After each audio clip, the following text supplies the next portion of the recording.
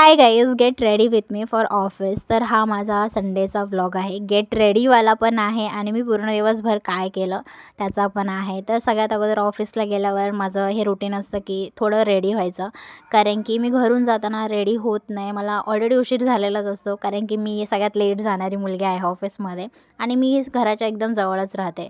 म्हणजे 10 मिनटावर माझं ऑफिस आहे, पण तरी पण मला उशीर होतो. जे जवळ राहतात त्यांना माहीतच आहे. तर सगळ्यात अगोदर मी सिरम लावलं. आता मी सिरम स्टार्टिंगपासूनच लावते, पण काय होतं की मध्ये मी सिरम यूज करायचं बंद केलं होतं. तर सिरम लावून झालं आणि सनस्क्रीन मॅन्डेटरी आहे. सो ही सनस्क्रीन पण संपत आली आहे. छान सनस्क्रीन आहे. त्यानंतर लायनर वगैरे लावलं आणि थोडंसं असं पावडरने टचअप वगैरे केलं. त्यानंतर स्वामींचं दर्शन घेतलं, कारण की माझा दिवस त्यांच्या दर्शनाशिवाय जातच नाही. त्यानंतर माझा हातचा आउटफिट होता, कसा होता सांगा, कारण की कालच मी परचेस केले ते कपडे, तर थोडंसं नको का शायनिंग मारायला.